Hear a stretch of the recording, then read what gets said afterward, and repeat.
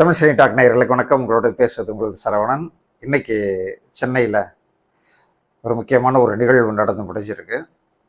Tamil cinema துறையின் தென்னிந்திய நடிகர் சங்கம் என்று அழைக்கப்படும் நடிகர்களின் சங்கத்தின் 68வது பொதுக்குழு கூட்டம் தேனாம்பேட்டை காமராஜர் அரங்கத்தில் நடந்து முடிஞ்சிருக்கு. வழக்கம் போல் எப்போவுமே வருஷம் வருஷம் நடக்குமே அப்படின்னு நம்ம எதிர்பார்க்கும்போது அந்த வருஷம் கொஞ்சம் கூடுதல் கவனத்தோடு அந்த பொதுக்குழு கூட்டத்தை நம்ம எதிர்பார்த்தோம். காரணம், கேரளாவில் வெளியான ஹேமா கமிட்டி, அந்த கமிட்டியின் அறிக்கையின்படி விசாகா கமிட்டி இங்கே இருக்கா இல்லையா, இந்த அதனுடைய எதிர்கொள்ளும் விதமாக தமிழ் சினிமாவில் நடக்கின்ற இது மாதிரியெல்லாம் எதுவுமே நடக்கலையா, அதுக்கு என்ன செய்ய போகிறாங்க நடிகர் சங்கத்துக்காரங்க அப்படின்ற எதிர்பார்ப்பு இருந்தது. இது எல்லாம் எதிர்பார்த்து தான் நடிகர்களும் தயாராக இருந்தாங்க. ஏற்கனவே அந்த ஹேமா கமிட்டி அறிக்கை அங்கே வெளியான பின்னாடியே தமிழ்நாட்டில் சென்னையில் இருக்க அத்தனை யூடியூப் சேனல்களும் தூங்கி எந்திரிச்சு விழிச்சு ஏதோ பக்கத்துலேருந்து இவங்களே பார்த்த மாதிரியே, இவங்களே கையில் பக்கத்துலேருந்து விளக்கு பிடிச்ச மாதிரியும் போட்டு தள்ளி முடிச்சிட்டாங்க. அத்தனை நடிகைகளும் எந்த அளவுக்கு கேவலப்படுத்தணுமோ கேவலப்படுத்தி அவங்க குடும்பத்தையும் சேர்த்து இழுத்து கடைசி இன்னைக்கு அவங்க வைக்கிற தலைப்பெல்லாம் பார்த்தா நம்ம திக்குனுது. எப்படி இருந்த மீடியா இப்படி ஆகி போச்சியா அப்படின்னு சொல்லி, சும்மா டோட்டலி கரப்டட் மீடியா அப்படி சொல்லுவாங்களே, அது மாதிரி இந்த ஜெர்னலிசமே செத்து போச்சுன்னு உறுதியாக சொல்லலாம். அந்த அளவுக்கு இங்கே வைக்கிற தலைப்பு அந்த அளவுக்கு இருக்குது. ஒவ்வொரு நடிகையும் கேவலப்படுத்துகிற மாதிரியான தலைப்புகள் வச்சுட்டாங்க. இது அவங்களையும் காயப்படுத்தியிருக்க நடிகர்களையும் அவங்கள அதனால் வெளிப்படையாக சொல்ல முடியல, திட்ட முடியல. ஆனாலும் தென்னிந்திய நடிகர் சங்கம் எல்லாரையும் முந்திக்கிட்டு நாங்களும் விசாக கமிட்டி வச்சுட்டோம். அதுக்கு தலைவராக இப்போ ரோகிணி இருக்காங்க. அந்த கமிட்டியில் குஷ்பு, சுகாசினி, கோவை சரளா 3 பேர் இருக்காங்க. யாருக்காவது ஏதாவது ப்ராப்ளம் வந்தால், செக்ஷுவல் அப்யூஸ் வந்தால், இது மாதிரி பிரச்சனைகள் வந்தால் தமிழ் சினிமா நடிகர்களுக்கு வந்தால் தைரியமாக அந்த புகார் கொடுக்கலாம். அதுக்கு ஃபோன் நம்பரையும் கொடுத்து இமெயில் அட்ரஸையும் கொடுத்துட்டாங்க. அந்த சூழலில் இந்த பொதுக்குழு கூட்டம் இன்றைக்கு நடந்திருக்கு. எப்போதும் நடிகர்கள் பொதுக்குழு கூட்டம்னா பெரிய நடிகைலாம் வருவாங்க அப்படி சொல்லிட்டு நம்ம பத்திரிகையாளர்கள்லாம் வீடியோ கேமராவை போய் நின்று இன்னைக்கு வீடியோ எடுக்கிறதுக்கு நின்னா சுத்தமாக ஏமாந்துட்டாங்க. சுத்த வேஸ்ட் அப்படி சொல்கிற அளவுக்கு ஆகி போச்சு. ஏன்னா வந்த நடிகர்களில் பார்த்தா 95% பேர் வரலை, வெறும் 5% பேர் தான் வந்திருக்காங்க. ஏன்னா அந்த நடிகர் சங்கமே இதுவரை 3 சங்கமாக இருக்குது உள்ள. ஒன்று நாடக நடிகர்கள் சங்கம், இன்னொன்று துணை நடிகர்கள் சங்கம், அதுக்கப்புறம் பெரிய நடிகர்கள் சங்கம், இப்படி 3 பேர் இருக்கிறனால நாங்கள் எதுக்கு வரணும், எதை வந்தால் சரி அப்படி சொல்லிட்டு அவங்க அசால்ட்டை விட்டுட்டாங்க போல இருக்குது. வந்த நடிகைகள் பட்டியலையும் நீங்கள் பார்த்தீங்கன்னா அதுவே ஷாக் ஆயிடுவீங்க. இன்றைக்கி லீடிங்கில் இருக்கிற எந்த ஒரு ஹீரோயினும் வரவே இல்லை என்பது ரொம்ப வேதனையான ஒரு விஷயம். வந்த நடிகைகளே பார்த்தா சத்யபிரியா, சோனியா, ரித்விகா, கோவை சரளா, எம்ஜிஆர் லதா, ரோகிணி, விஜயகுமாரி, ஸ்ரீலேகா, லலிதகுமாரி, பசி சத்யா, இவங்க தான். அவ்வளோதான் வச்சோம். இன்னொருத்தங்க எலிசபெத் சூரஜ் வந்திருந்தாங்க. இப்படி வந்திருந்த கூட்டத்தை வச்சு இதில் கேமரா எத்தனை பேர்த்திட்ட பேட்டி எடுத்து அதையே காலையிலேருந்து ஓட்டிக்கிட்டு இருந்தான். கடைசியாக நடிகர்கள் யார் பார்த்தா கார்த்தி, விஷால் 2 பேரை தவிர மிகப்பெரிய நடிகர்கள் யாரும் வரல. முன்னணி நடிகர்கள் டோட்டலாக பைக்காட் பண்ணிட்டாங்க. அந்த பைக்காட்டுக்கு என்ன காரணம்னு தெரியல, ஆனால் வந்திருக்கணும். ஏன் வந்திருக்கணும்னு சொன்னால் இதுதான் நடிகர்களுக்கான ஒரு அடையாளம், நடிகர்கள் சங்கத்துக்கு ஒரு அடையாளம் தான். அந்த விழாவுக்கே வர முடியலைன்னா அப்புறம் அவங்க எதுக்கு இந்த சங்கத்தில் இருக்காங்க அப்படின்னு தெரியல. ஆனால் இது கேட்க வேண்டியது நடிகர் சங்கத்தினுடைய கடமை. ஆனால் அவங்க இதுக்கு பதில் சொன்ன கார்த்தி அதெல்லாம் லூசில் விடுங்க, அவங்க ஒவ்வொருத்தருக்கும் ஒரு வேலை இருக்குது அதனால வரல அப்படின்னு சொல்லி சமாளிச்சிட்டாரு. அது கூட இன்னொரு வார்த்தை சொல்கிற, நாங்கள்லாம் கண்டிப்பாக எங்களோட கலை நிகழ்ச்சியில் கலந்துக்கிறேன்னு சொல்லியிருக்காங்க, அதனால நாங்கள் ஒன்றும் பெருசு பண்ணலை அப்படின்ட்டாங்க. ஆக மொத்தம் அவங்களே விருப்பப்படல. சரி, எதுக்கு இவ்வளோ பேரையும் கூப்பிட்டு வச்சுக்கிட்டு நமக்கு கைதட்டுறவங்க யார் இருக்காங்களோ போதும் அப்படின்னு நினச்சிட்டாங்க போல இருக்குது. இது சங்கமாக தெரியல, எக்ஸ்கர்ஷனாகவும் தெரியல. இதை கடமைக்கே நடத்துகிற மாதிரி தான் இருக்குது. அதே சமயம் கடமைக்குன்னு தான் மற்ற நடிகர்களும் சங்கத்தில் இருக்காங்க. யாருக்கும் பொது உணர்வு அப்படிங்கிறது இல்லை அப்படிங்கிறது மட்டும் நல்ல தெளிவாக தெரியுது. இந்த சங்க கூட்டத்தில் நிறைய தீர்மானங்களை நிறைவேற்றியிருக்காங்க. அதில் முதல் தீர்மானம், இந்த பாலியல் குற்றச்சாட்டு யார் மீதியாவது வந்துச்சுன்னா அவங்களுக்கு 5 வருட தடை விதிக்கணும்னு சொல்லி நாங்கள் தீர்மானம் நிறைவேற்றி தயாரிப்பாளர் சங்கத்துக்கு அனுப்புவோம் அப்படின்னு சொல்லிட்டாங்க. அது நீங்கள் தடை போட்டீங்க, தயாரிப்பாளர் சங்கத்துக்கு எதுக்கு அனுப்புறீங்க அப்படின்னு கடைசியாக அது கேட்டால் அது நாசரால் சொல்ல தெரியல. அதான் பெரிய பிரச்சனை.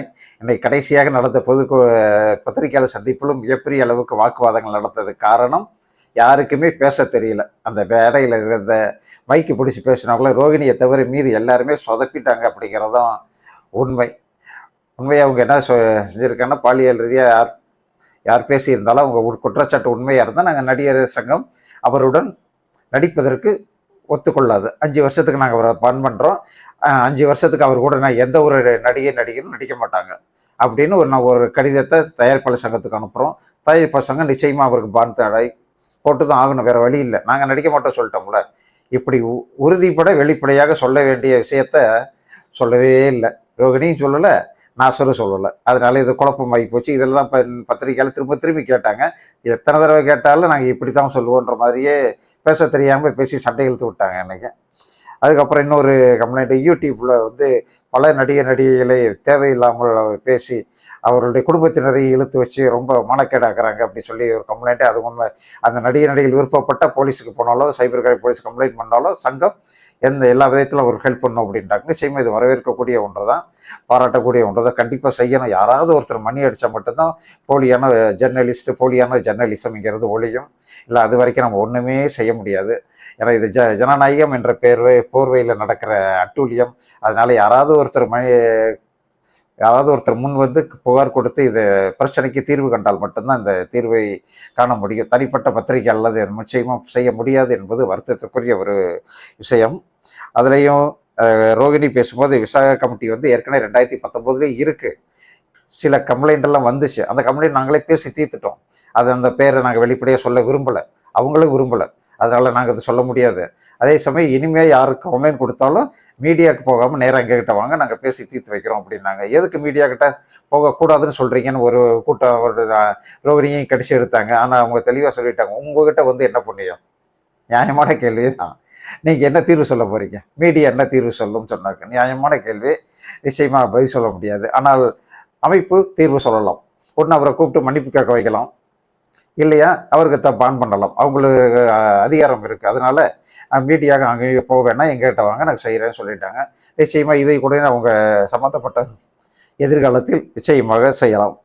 இதுலையும் அதுக்கப்புறம் அந்த நடிகைகள் ஒரு 10 பேர் மூத்த நடிகர்களுக்கு வாழ்நாள் சாதனையாளர் விருது கொடுத்துருக்காங்க. டெல்லி கணேஷ், நம்ம விஜயகுமாரி அம்மாவும் அவங்களோட சேர்ந்து ஒரு 10 பேருக்கு.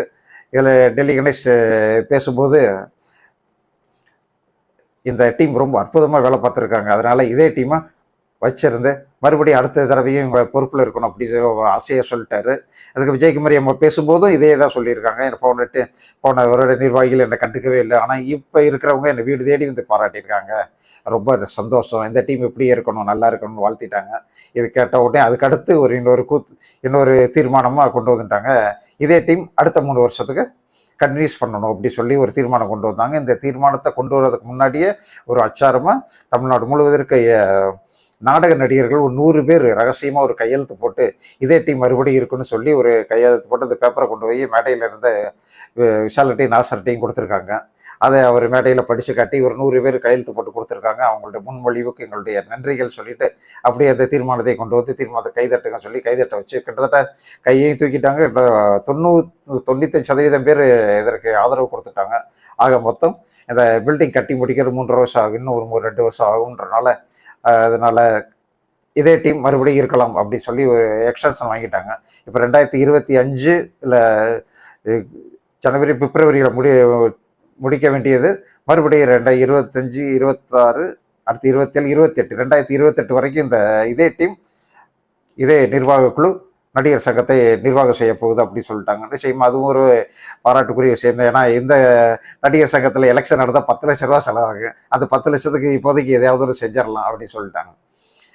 இவ்வளவு நடந்து அதுக்கப்புறம் இந்த பத்திரிகையாளர் சந்திப்பில் பேச தெரியாமல் பேசி அந்த கேள்விகளுக்கு உள் வாங்கி கொண்டு பேசாமல் வேறு விதமாக எல்லாம் பதில் சொல்லி ஒரு கலவரத்தை உண்டு பண்ணிட்டாங்க. ஆக மொத்தம் இந்த நிர்வாக குழுவிலேயே சரியாக பேசுவதற்கு ஒரு ஆள் இல்லை அப்படிங்கிறது ரொம்ப வருத்தமான ஒரு விஷயம்.